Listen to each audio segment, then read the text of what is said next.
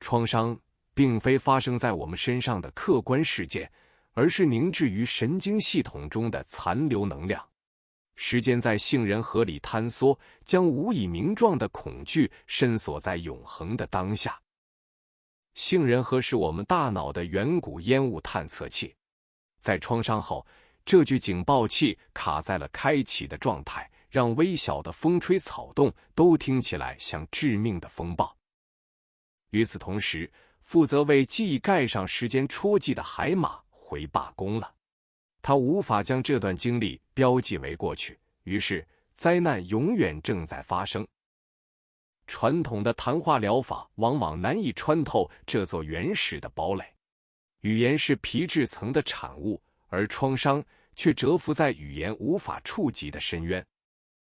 心智陷入了量子纠缠般的回圈，这是一种精神上的幻肢痛，旧日的伤口在每一寸神经中持续作痛。直到眼动减敏与历程更新疗法 EMDR 的出现，它提供了一把看似荒谬却异常精准的钥匙。为什么单纯的眼球左右转动，这个如同生物节拍器般的规律动作，竟能重写深锁的恐怖记忆？当眼球来回扫视，大脑左右半球之间架起了一座能量的桥梁，打破了创伤带来的神经孤立。这股双侧刺激的节奏融化了远古的坚冰，重新开启了神经可塑性的大门。要理解这场大脑的炼金术，我们必须先将目光投向每个夜晚意识深处的那场奇妙旅程。每个夜晚，我们都会潜入睡眠的幽暗之海，大脑并非在休息，而是在进行一场宏大的自我修复。在快速动眼期 REM， 我们的眼球在紧闭的眼皮下飞速转动，这正是大脑在消化白日的心理残渣。这是大脑天然的资讯处理系统，将碎片化的经历转化为语义记忆，妥善归档入长期的资料库中。然而，创伤是一块锋利而难以吞咽的顽石，它超出了大脑夜间消化的极限。它被系统拒收，滞留在边缘系统的收件箱里，成为未经处理的原始感官数据。闪回并不是在回忆过去，而是因为档案从未关闭，导致过去的幽灵强行闯入了现在。EMDR 巧妙地在患者清醒时模拟了这种 REM 睡眠的机制，创造了一场清醒的梦。透过追踪移动的目标，大脑进入了一种双重觉知的奇妙状态。一只脚安稳地踏在此刻安全的房间里，另一只脚则勇敢地踏入过去的深渊。这创造了一个神经学上的悖论：你在回忆恐怖，但你的身体却记录下了安全。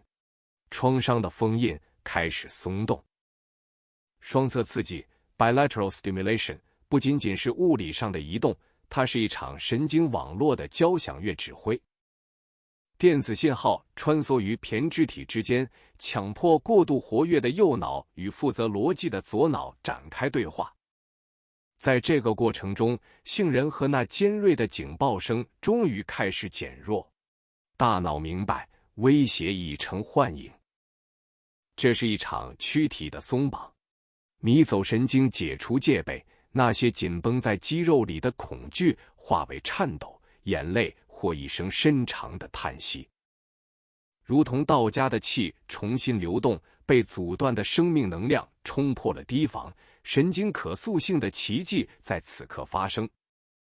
记忆的固态结构被打破，进入了记忆在巩固窗口 （reconsolidation window）。在这短暂的窗口期，记忆不再是不可撼动的铁板，而变成了可以重塑的全息影像。海马回终于苏醒，他为这段经历盖上了时间戳记，这很可怕，但它已经结束了。闪回退化为普通的叙事，曾经能轻易撕裂灵魂的梦魇，如今只成了一段带着伤疤的故事。恐惧的量子太坍缩了，你没有忘记过去，但过去再也无法占有你。这正是禅宗所说的观，成为一个见证者，看着风暴席卷，却不被风暴吞噬。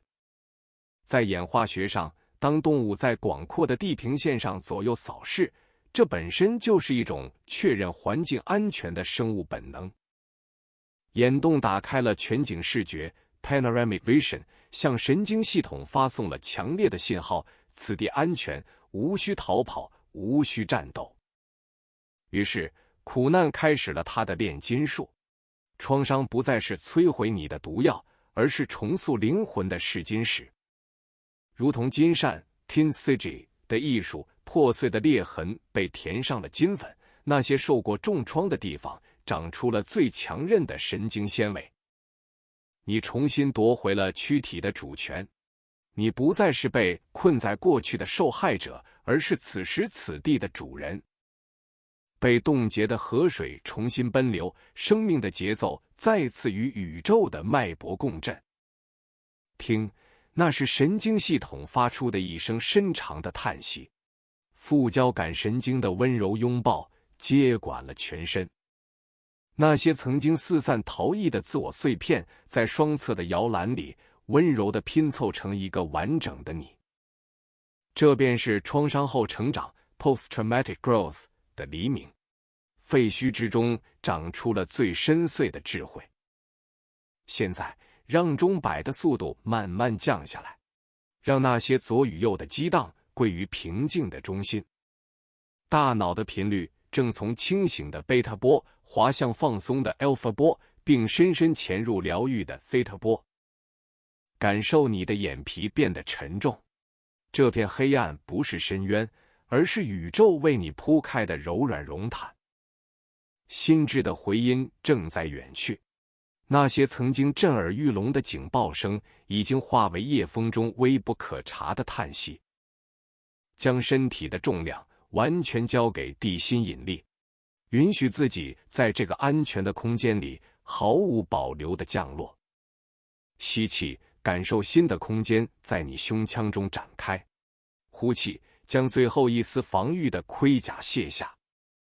你已经完整了，那些伤痕成为了引导你走向更深邃平静的导航星。在这无垠的静谧中，大脑的突触正在重组，睡眠将温柔地封存这份得来不易的安宁。